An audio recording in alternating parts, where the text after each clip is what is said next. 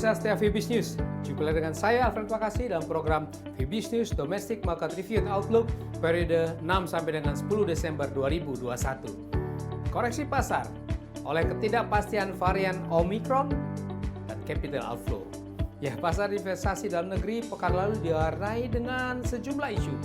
Di antaranya ketidakpastian pasar dengan munculnya virus varian Omicron yang memberi tekanan sentimen negatif di pasar keuangan. Kemudian capital outflow dari investor asing yang berlanjut dengan nilai 12,5 triliun rupiah pada minggu lalu menurut data Bank Indonesia.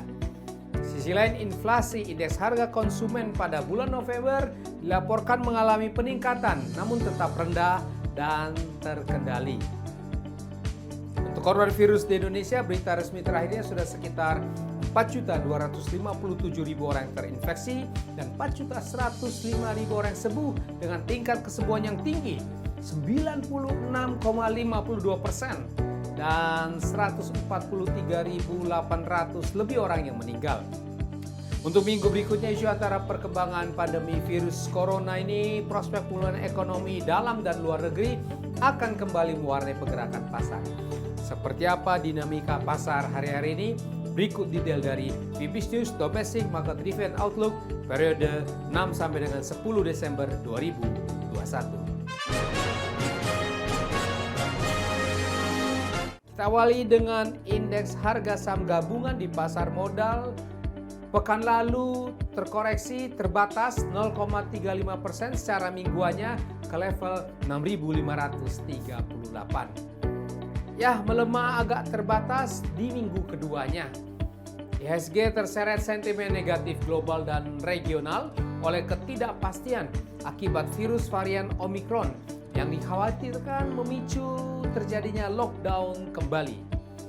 Untuk IHSG berikutnya kemungkinan masih ada tekanan sentimen negatif sembari mencermati perkembangan bursa kawasan. Untuk mata uang rupiah, pekan lalu terkoreksi lagi 0,68% secara mingguannya ke level 14.397 rupiah per US dollar. Rupiah kembali tertekan di minggu keduanya oleh berita The Fed dapat mempercepat tapering di AS serta prediksi kenaikan suku bunganya di tahun depan. Ya, rupiah berada di level sekitar 3,5 bulan terendahnya. Untuk minggu depan, rupiah ini kemungkinan akan sempat rebound karena sudah melampaui area oversold-nya. Ya, harga obligasi rupiah pemerintah Indonesia jangka panjang 10 tahun terpantau turun secara mingguannya. Ini terlihat dari pergerakan naik yield obligasi pemerintah dan berakhir ke level 6,393% pada akhir pekan. Terjadi juga di tengah berlanjutnya aksi jual investor asing di pasar SBN. Sementara itu, yield US Treasury lanjut menurun di minggu ketiganya. Ya, pemirsa setia Fibis News, berdasarkan data Badan Pusat Statistik, indeks harga konsumen pada November 2021 mengalami inflasi 0,37% month to month-nya. Ini meningkat dari inflasi bulan sebelumnya 0,12% month to month.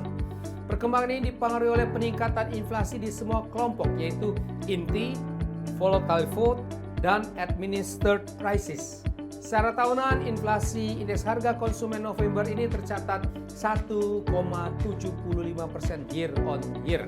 Sementara itu, berdasarkan data transaksi 29 November sampai 2 Desember, Bank Indonesia melaporkan non-residen di pasar keuangan domestik melakukan jual neto 12,5 triliun rupiah, terdiri dari jual neto di pasar SBN 9,82 triliun rupiah dan jual neto di pasar saham sebesar 2,68 triliun rupiah. Perbaikan sejumlah indikator ekonomi menunjukkan bahwa ekonomi Indonesia saat ini tetap sedang bergerak ke arah pemulihannya di tahun 2021. Ya, demikian pemirsa setia Fibis News, kita sudah membahas bersama Fibis News Domestic Market Review and Outlook periode 6 sampai dengan 10 Desember 2021. Saya Alfred Pakasi di sini mohon diri sejenak. Baiklah, untuk semuanya, stay safe, stay healthy. Salam Fibis.